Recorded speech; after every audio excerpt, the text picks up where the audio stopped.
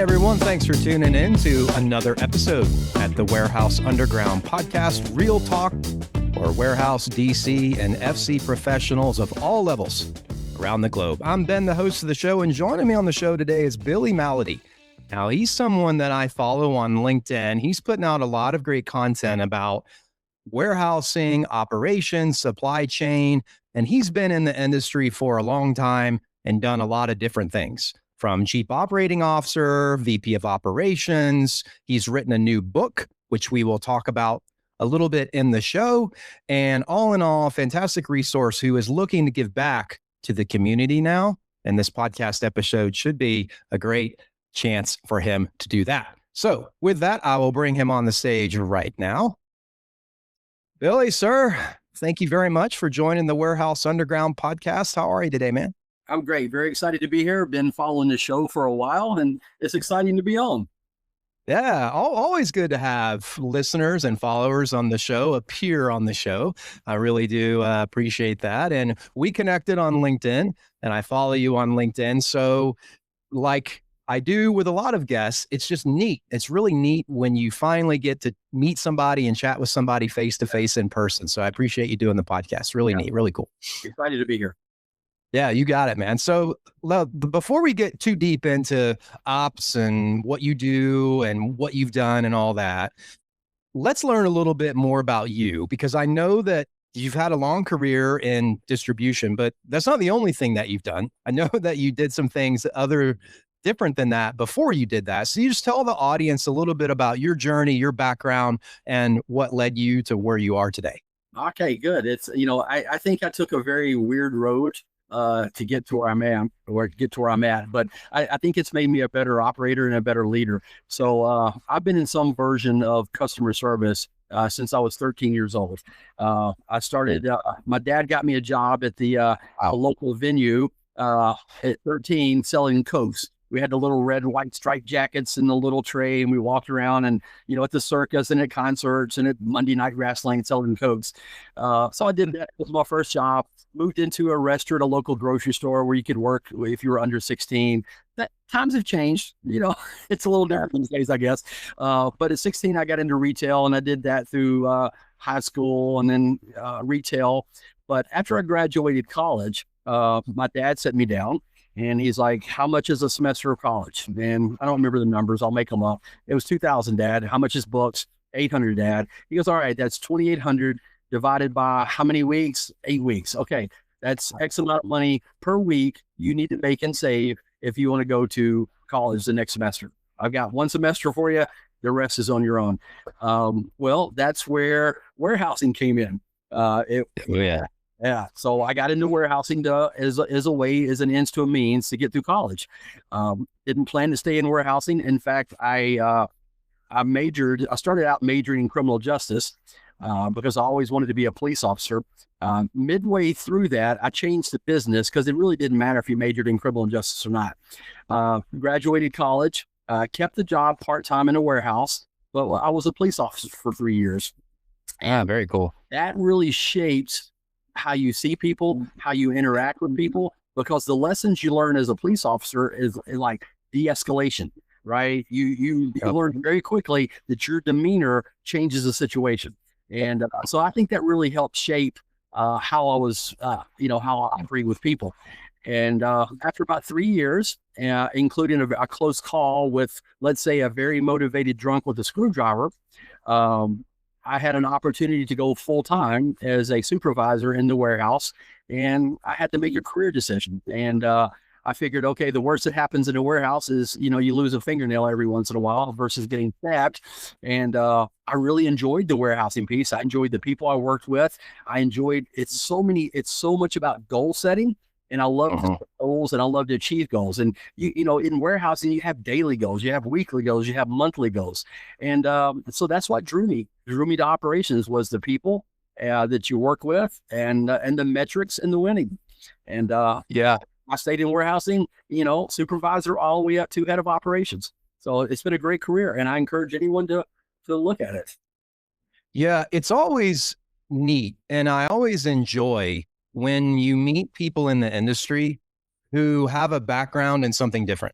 They've got experiences and lessons learned from something different because it brings a different flavor. Yeah. Everybody brings a different flavor and what they did. And it's great to have different set of eyes and a different viewpoint, and everybody develops that viewpoint and those eyes from what their experiences are, their background. So I think that's definitely a good thing for the industry to have sort of different viewpoints in there. And I really like that. That's cool that you have that background and you've had a long career now in warehousing and Yeah. outside of the police force. So now let me ask you this question, and this is one of the things that you and I talked a little bit about before.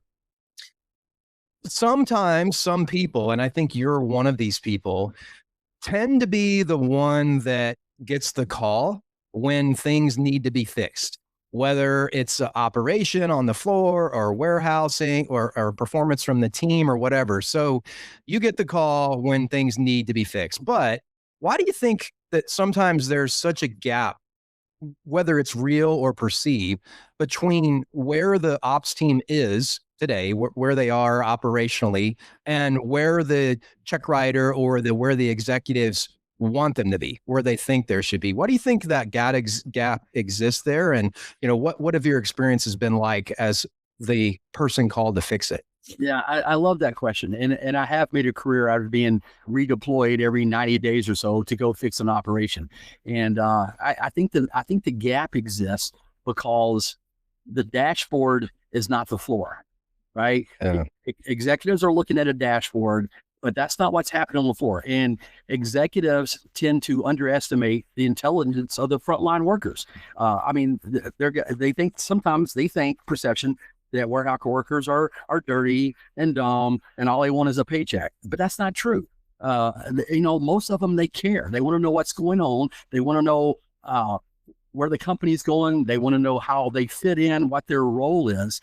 But you can't always get that from a dashboard, right? And if you're treated like mechanical, it goes back to that old adage of, you lead people and you manage processes. But when you start managing people, you get this systematic compliance, but you don't get creativity and you don't get above and beyond type stuff. And I've said in boardrooms of when I deployed to an operation, listening to them brag about their KPIs. Oh, we're 98.2% accurate, and I'm thinking, well, I was just on the floor last night at 10 o'clock on second shift. And I can tell you right now that you are still creeping little by little. And by the end of the month, that 98.2 is going to be 97.1. And in the next month, it's going to be 96.5, because they're only looking at one piece of the puzzle and not the whole piece of the puzzle. Because usually nothing breaks, nothing breaks loudly. It's just a slow creep. You do have those times where everything blows up, but that's rare. It's usually just a slow creep. And next thing you know, what you thought was good is no longer good. And I've got a good example of that. I remember an operation where the replenishment numbers looked great, but the floor was producing 70 pallets of restock every single day. And but if you looked at what was getting replanned, we're 100% replanned. Well, you're actually about 150% replanned. And you're putting stuff up, but the dashboard didn't tell them that. So, we got to the root cause of that problem. We fixed it, and it was a very simple problem. The printers were reprinting replan tickets after every jam. Instead of reprinting the one, it reprinted the whole batch. And the guys just kept pulling, and the system let them do it. So, the board thought everything was great, or the boardroom, and on the floor, it was a different reality. So to me, Ben, it's a disconnect. It's looking at metrics and not looking at people. Yep. I think people are making a big mistake, and I know this from personal experience, and I know you do too. There are some turds every now and then in warehousing, right? Yeah. You find a couple of them, but guess what? They're there in the C-suite too, because I've met them. I've interacted with them. I want people to know that. But I think people are making a big mistake if they make assumptions about people that are working in distribution, whether it's a distribution center, warehouse, or whatever. Because I flew F-15s in my career before I got into warehousing, and I've met some of the sharpest, smartest, most articulate, incredible people in this industry that you never would have known You never would have known that or learned that unless you really took the time to talk to them and get to know them and that whole thing. So I think you're right on that. I think you're right on that. And I also agree with you that it's rarely a big boom where everything goes bad. It's almost always like, it's like if you start gaining weight, you don't really notice or you don't really perceive that you're gaining weight. It's happening a little bit at a time, but you're getting unhealthier by the day, unhealthier. But because it's so slow, you look at yourself in your mirror and you convince yourself, I'm still good.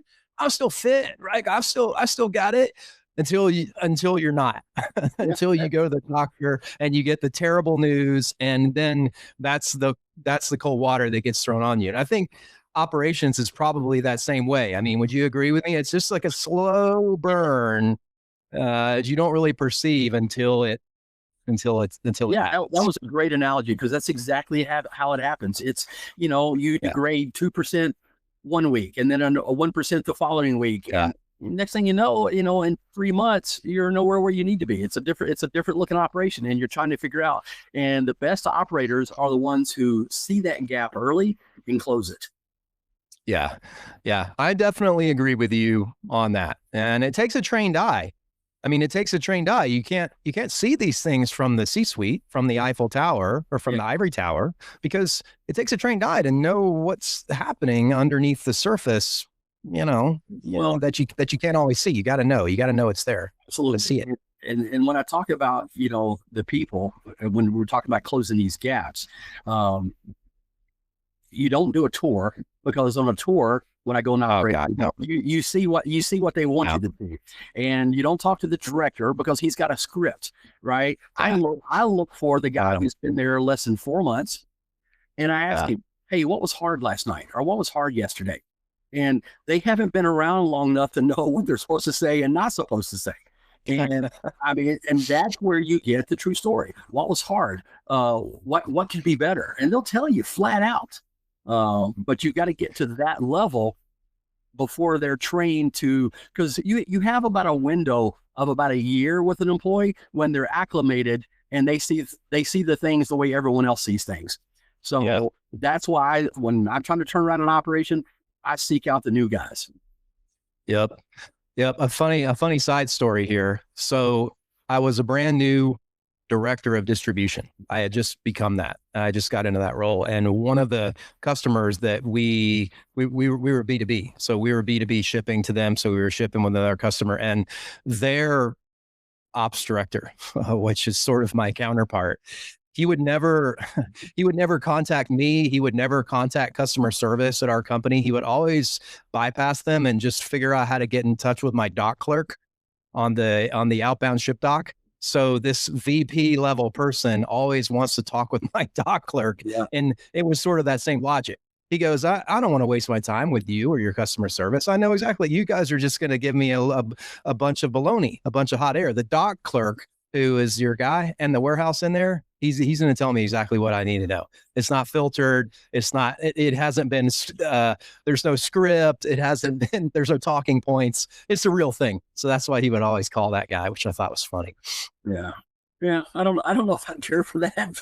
Well, I didn't like it. With the customer calling it. But, for you as a director, that's where I'd say, don't talk to your managers. That's when you go find the employees. If you want to get to a problem, metrics and dashboards will tell you where the problem is. It just won't tell you how to fix the problem. That's when you got to be on the floor. Yeah, I definitely didn't like it, and I told him not to do that, but he just said, "Nah, I'm gonna do whatever I want. I'm gonna call him. I like Carl." The reason why he did it was that same thing, right? They're unfiltered and they're honest. Yeah, that's what he wanted. And Carl was very raw. He was very unfiltered. So he gave him the real thing, no matter how much I coached him. So, all right. So let me ask this question. Yeah. Anybody who's been in that position knows exactly what I'm talking about. If they call your dock clerk, you're worried about what he's going to say. He's going to tell you the real thing. So, all right, cool. So let me ask this. So you go into all these different operations that you're going in to fix. So what's your blueprint?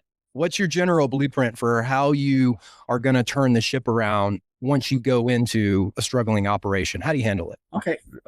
Well, I tell people this when I first come in. I said, you think your problems are unique. They're not.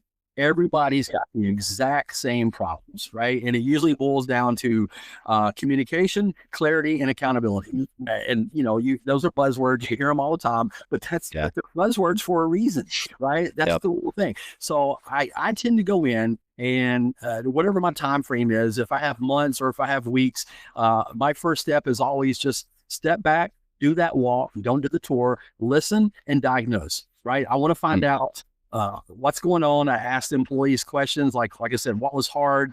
Tell me what you think we could do better. I just listen and I diagnose, and I find those gaps. The second phase is you stabilize and then you systemize, and that's where the boring stuff comes in. But they're non-negotiables. You got to have the core SOPs. You got to have your basic KPI dashboards. You got to have the communication structure. All this stuff is the unglamorous. And everybody has SOPs, but they don't look. When we go back to, we were talking about managing people and or leading people and managing processes, that when things get reversed, when you start managing people and leading processes, that's where things get chaos, right? It's just, the SOP is mostly right. No, the SOP is it. That's the process you follow. And so, and if it's not right, we have to make those processes accurate. So that's kind of the boring part. Listen and diagnose, stabilize and systemize the process. And then once you have all that, then you can start scaling. You can start thinking about technology. You start working on the team's capabilities to make them better. And there's a whole model around how you make a team more capable. And then you start closing the gaps, and it's just starts snowballing and gets better and better. But on the people side, you have to, at least I have to, like on this last team that I just was hired to come in and do something with. He's like, rush, let's get this done. And I was like, look, I can come in and fix this in 9 days, but when I walk out the door, it's going to revert back to exactly how it was. You want an operation that doesn't require me to be here. And we've got to start with the culture and the people. That's the clarity, communication, and accountability, right? We've got to fix that base foundation, and then we can build upon it. And I convinced him that was the right thing, and it worked. And it always does work. Yeah. Yep. I think there's definitely something to be said about how powerful the basics really can be, and kind of building up from there. I think the industry has a lot of new things, technology and innovation and robotics, and there's a lot of new buzzwords. But I think it's important for people to remember that all of those assume that you have the foundation there. I mean, when I was in the early 2000s, I was much more athletic than I am now. And when I was younger, and I remember there was all sorts of fads out there about, you should take this supplement and you should do this training and and every time you turn around, there's a new thing. And people would try to dabble into them and get into them. But I remember I had a coach one time. He's like, listen to me. He's like, you'll remember what I'm about to tell you your whole life. If you eat a balanced and healthy diet, if you drink enough water, if you get enough sleep every night, you will be healthier than 95% of the people, and you will outperform 95% of the people just by doing the basics. He's like, don't overcomplicate it with all this fad stuff. And I think to some degree, I think some of that applies to warehousing too. Like if you get that down, then everything can flow from there. So I agree completely. And to keep using your analogy, it doesn't do any good to take creatine and all this other stuff. If you have a garbage diet and you're not sleeping, you've got to build your foundation to make anything get better, to get strong. If you want to scale it, you got to have a good foundation. And, there's a lot of talk, you were saying, buzzwords now, like AI. You can't just implement AI. If you just implement something, you're just going to get more chaos of what you've already got, right? Get your processes straight, get the foundation, get the culture right, and then start systemizing or, doing this. Yeah, but it's not exciting, right? Like it's not sexy. Like if you go to a trade show, ProMat, Modex, there's no booth for SOPs.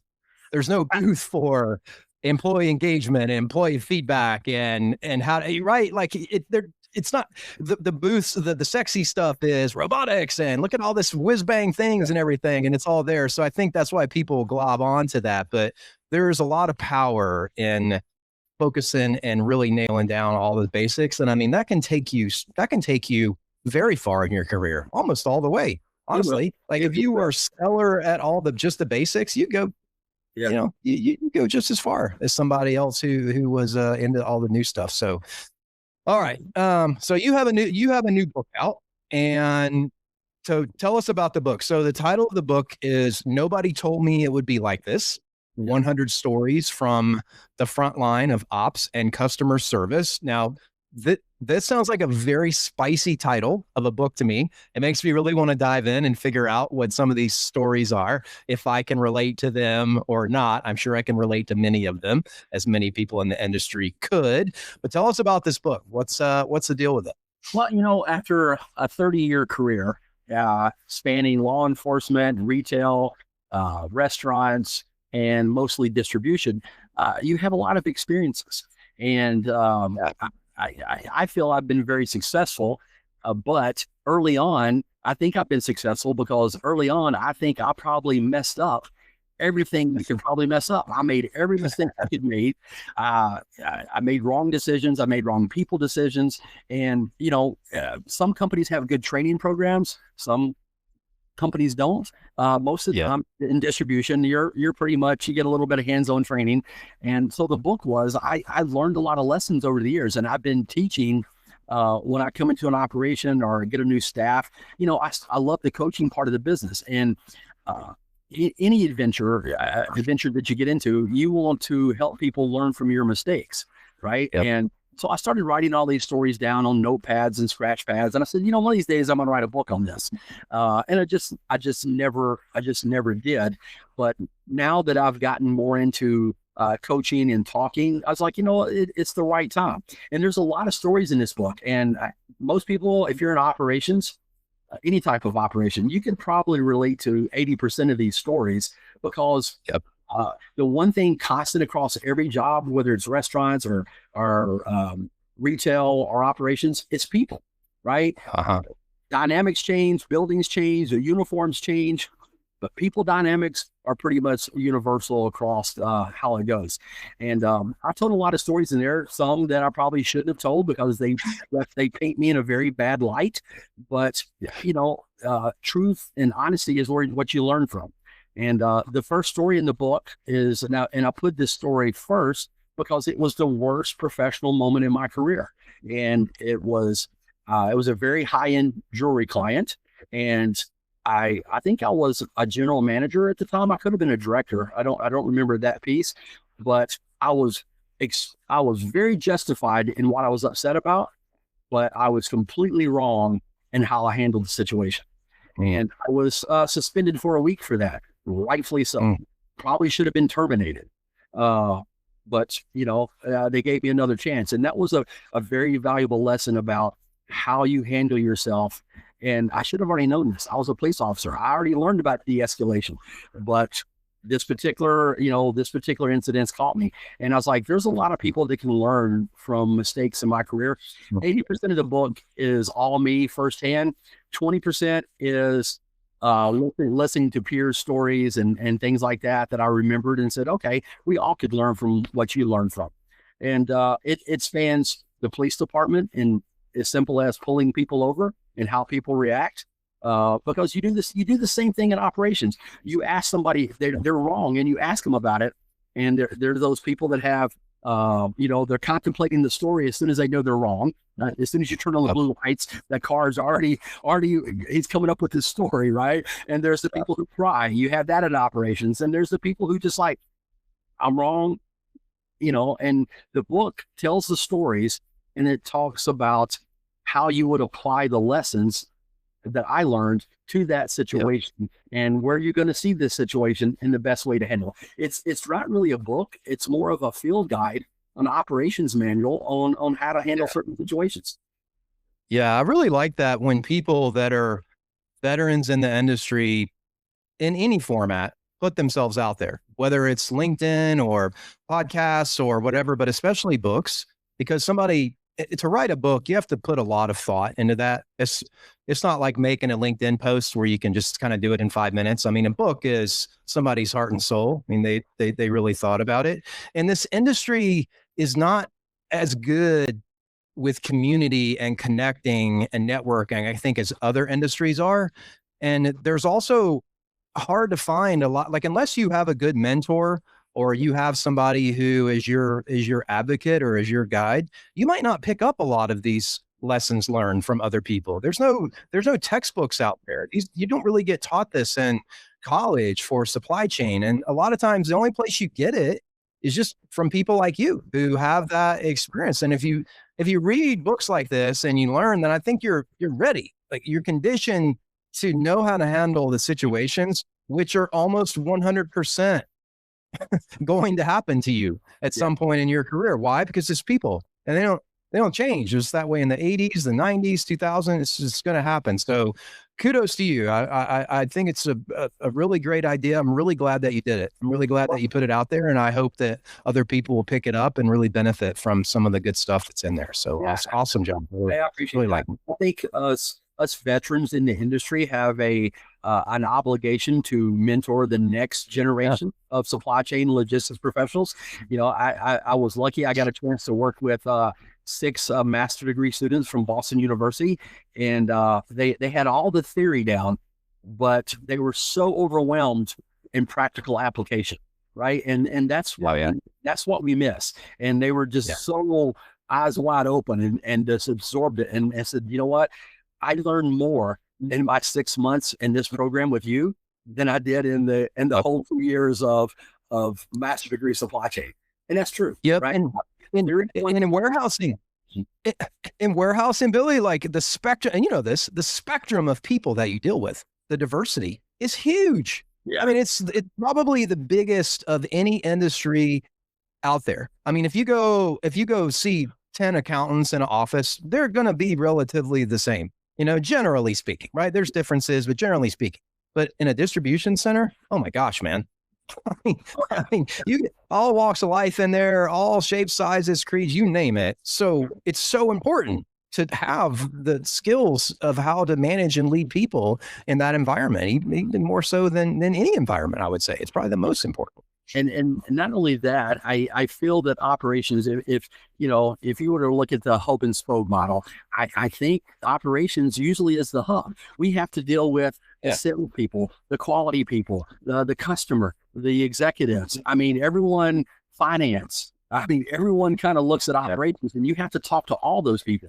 And we're kind of a hub. So yeah, it's a good training ground. And I just wanted people to learn from my mistakes. Yep. Yeah. I didn't write it to become a bestseller. I just want to be a coach. Right. So yeah. Like, I don't think Stephen King is looking over his shoulder at your book. No, I don't think my 66 copies are really going to burn a hole in your book. Yeah. But you did it for all the right reasons. I did it for the right reasons. All right. So let me bring this up, because we're having, I made a joke about the Stephen King, right? But I'm not exactly a comedian, but I've seen you post about this. I love it. You're not afraid to incorporate humor into leading, right? Leading the people. And what I have seen in the industry in general is it can be very serious, because there's a lot of pressure to perform. There's metrics and KPIs and steroids. Like, there's so much stuff that sometimes people it's just so serious all day. But I've always said it's okay to laugh and joke and cut up and everything. I mean, you got to get the work done, right? You got to be professional. But do you think there's a place for that relief valve in this industry? How do you see that? I think it's, and for me, it's required. I mean, this industry, this business is so stressful sometimes for absolutely no reasons, right? It's, and you tell yourself, I mean, we're not shipping live organs for a transplant. I mean, is there really such a thing as a furniture emergency?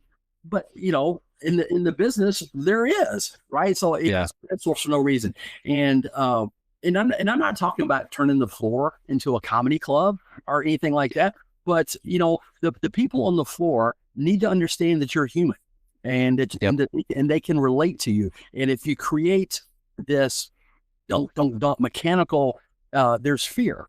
And what happens with fear is they don't bring the problems to you as early as they should, right? Yep. Wait, oh, maybe to resolve itself. And when you create an atmosphere that it's a very tricky thing, right? In this business as a manager, you can't get too warm and you can't get too cold. You got to find that that happy warmness. You can't be hot, you can't be cold. You got to find that warmness, right? That people feel comfortable to you, but you can still make objective decisions, right? And I think that's where comedy comes in a little bit, or just humor. It makes you human. It makes you approachable. It's a signal that says, hey, I'm a person too, not just a position.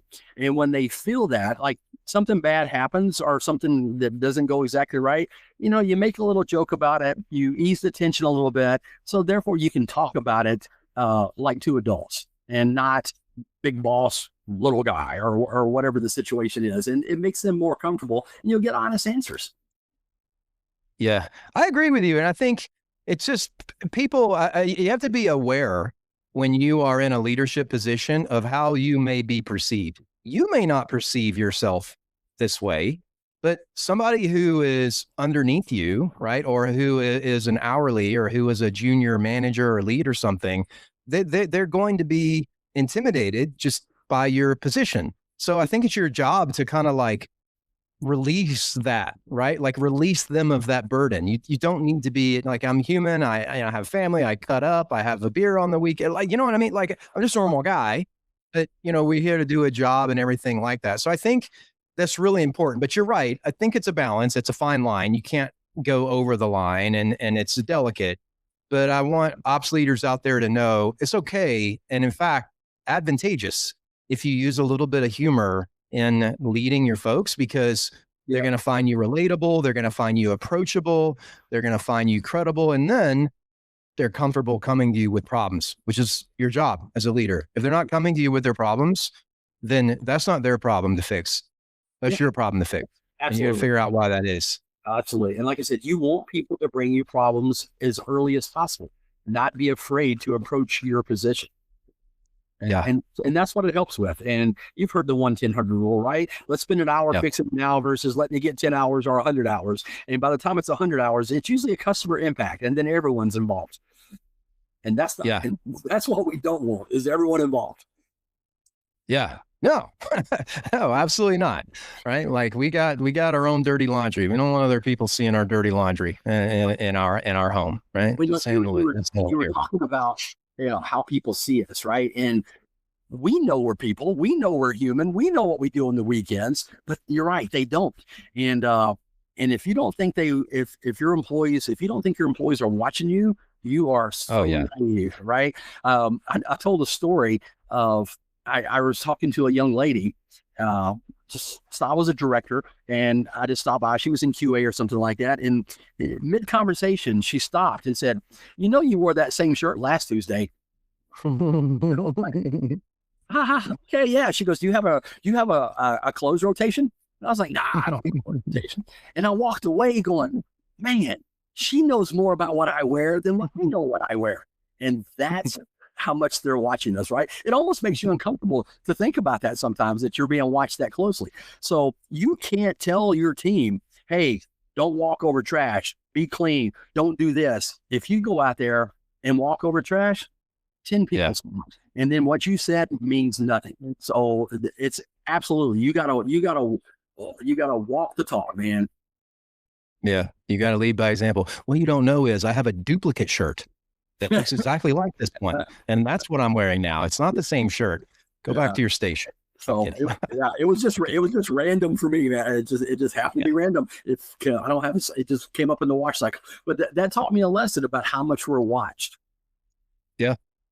Yep. No, absolutely. You gotta lead by example. I mean, people watch what their leaders do, and they'll follow what their leaders do way more than they'll follow what they say. Yeah. And I think that's important. So, all right. So let me ask this. So what's your overall thoughts about the industry right now? Because you the people that listen to this show, some people are veterans, some people have been in a long time, some people are new and emerging, and they're trying to learn. So what would you say about the state of the industry right now? I know you mentioned in the beginning that you think that supply chain is a great spot, a great career field for people to get into, but what's your opinion on it as an option for young folks and picking it as a career choice? Good or mediocre? Well, I think it's a great choice. And I'll give you a few reasons why. I didn't know. I fell into it because I needed money for college. Now they have, you can get degrees in logistics and supply chain. They didn't have that back when I was younger, right? So, but I tell my guys, and I do this when I come to an operation, because you want to find out who's serious and who's not. It's the only career that I know of. No, that's not completely true. There's some others like electricians and stuff, but it's the only career I know of that you can have a high school diploma and end up making six figures, right? Sure. If you apply yourself and you're curious and you have a good work ethic, and you are going to move up the ladder. And it's a great career. It's a growing career. And it's not going away. Supply chain moves the world, man. Whether it's in the trucking industry or the fulfillment industry or the cargo shipyards. I mean, the world moves off of supply chain, right? And it's such a broad term, and there's so many specific areas you can get into. You can find something of interest in the supply chain world that you're interested in. And I just think it's a great career. And I tell the young kids, get out on the floor, stay curious. It's such a diverse, you mentioned this earlier, it's every background imaginable is out there, and you can learn so much stuff from so many people. If you're looking for a 9-to-5 career, it's probably not the right career for you, right? Because I tell guys, we know when we're starting, we just don't know. We just don't always know when, right? We get off when the job is complete. But it's a rewarding career. You meet people, you can grow in the career. It's evolving with AI and automations, and the way we used to work back in the 80s, it's not how we work now. And it's just fascinating. And I think it's a great career. And I wish more young people, when they're trying to decide what they're looking to do, would take a look at it. And like I said, I think it gets a negative connotation due to, like I said, it's a dirty warehouse, man. You don't find many of those dirty warehouses anymore, right? It's just that's something you see on TV. Today's warehouse is clean, and automated, and it's just a great place. Yep. I think, and I've said this before on many podcasts, the average citizen would be shocked if they went into a big time distribution center or fulfillment center today. They would be shocked at how it runs, how impressive it is, how efficient it is, how clean it is. But most importantly, I think they would be shocked at how sharp the leaders are at all levels who are in that building. I mean, and you're talking like very, very sharp, impressive people, and it's all open, right? It's an open playing field for anybody, because it's not a specialist career, right? It's not like you didn't get an accounting degree to become an accountant, or it's not medical, or it's broad. Yeah. Use that to your advantage. That means it's open for the taking. If you can lead people, if you can produce results, if you can learn as you go and keep pushing your boundaries, I mean, the sky's the limit for you in that career. So that's something I think people need to remember. If you feel like, man, I'm good at a bunch of different things, but I'm not great at any one thing, and what's my thing? Could be this. Right? Could be this. It could be waiting for people that are just like that, who feel like they're a jack of all trades, but a master of none. Boom. Come into the distribution center. You will find out that is a very valuable skill to have as you come in there. Absolutely. I had a young female. She was a picker. I was a general manager, and had great work ethic. Again, she was curious, and she approached me and said, I want to be like you. And so, I gave her a path. I said, this is what you need to do. We laid it out, and we had check-ins. And eventually she moved on to another company, and I moved on to another role or another company. But, she's a general manager today, making six figures. And there was a young lady that was a picker, never went to college, and has had a great career. And you can just do that. Yep. Yeah. There's many people like that. Yeah. Like, you can point out many people. I know many people, like actual names, not myth. Now, it's not a guarantee for you, and there's no quid pro quo. There's no, if I do this, I will become a six-figure GM. It doesn't work that way. But there are plenty of people who have the story of I came up as a temp or I came up as a warehouse worker and now I'm a general manager. So plenty of them out there. I mean, that was me. I started Yeah. at the lowest level unloading trucks. And that's why I can relate to the warehouse workers so much, and I care for them so much because I was one. Yeah. And you said something that maybe had a thought, that if people walked into a modern distribution center, they would be amazed at how things move. Right? So at one point, I was a delivery courier for FedEx, and I delivered a package, knocked on the door, and the guy came to the door, and I gave him his package, and he goes, "Wow, I just ordered this yesterday. You must have drove all night to get here." And I was like mind blown that this guy thought that I got one package from Phoenix, Arizona, and drove all the way to Louisiana to deliver his package. That's for you, sir. Yeah. So I was like, that's great. He thinks he's really special. And but that's how uninformed people are about supply chain and logistics. And I think Amazon has done a great job of bringing that to the forefront in their 2 day. Yeah. I'm still amazed at Amazon and how efficient and crazy good they are, and mad at them at how they have put pressure on the rest of the industry to perform 2 days, right? You have clients that want personalization, they want special packaging, special this and wrap, and they want it in 2 days because Amazon can do it in 2 days. And you're like, yeah, you really have to educate them, right? Amazon's made it hard on everybody because of that, but they have transformed the industry for sure. Yeah, you say, well, Amazon doesn't make that much money off their fulfillment, right? Like they're making their money from AWS and a lot of other things. Yeah. So, and have you seen the boxes? 3PL doesn't have that luxury. Your shipment to come in 3 different boxes that they're oversized with maybe dunnage and nothing special, but yet the high end clients, they want the same level of service, and you have to educate. It doesn't work that way, right? So that's what makes it fun. Yeah, absolutely, right.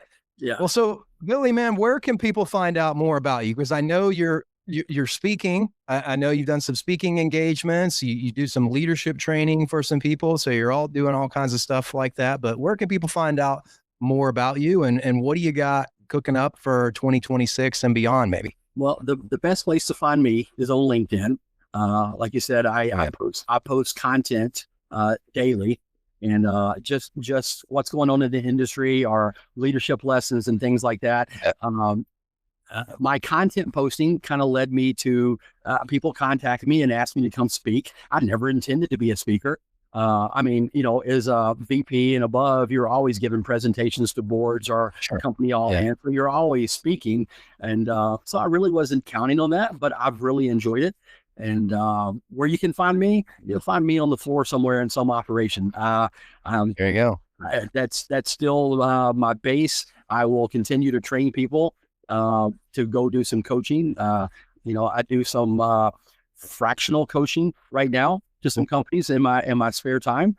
And but I'm dedicated to the job I have, and I just like to work. So, cool. I find time to do these other things. Find me on LinkedIn. That's where I hang out, Billy. In the LinkedIn streets, that's where it is. So cool. Well, I hope people will reach out to you. I think you're very cool, very interesting guy, and have a ton of value to bring to the industry and other people. So good for you. I'm happy when people put it out there in the universe and send it. The more people do that, the better off everybody is, the better we feel. So you're one of those. I appreciate it, sir. And I appreciate you appearing on the podcast. It was awesome. I'm sure I'll see you around the LinkedIn. Man. Thank you so much for having me. And I wish you the best success. I enjoy your podcast and continued success, sir.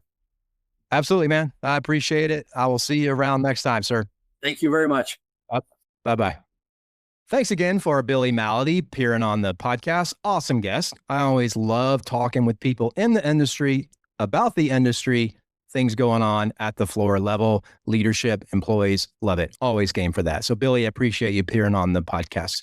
As the Warehouse Underground goes, please sign up for the community. We have over 300 people that have signed up for the community thus far. It's free at thewarehouseunderground.com. Inside there is message boards, networking, resources, live events that you can check out we've done in the past. And we have one that we're working on at the end of this month that you will want to be a part of. Very cool things going on inside the community. Check out the other show I do, the Tiger Team Show with my co-host Jordan.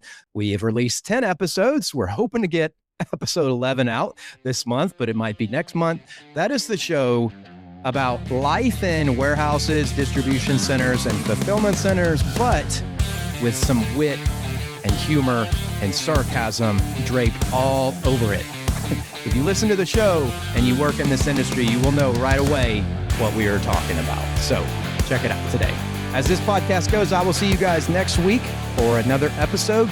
Thank you very much for listening. Bye-bye.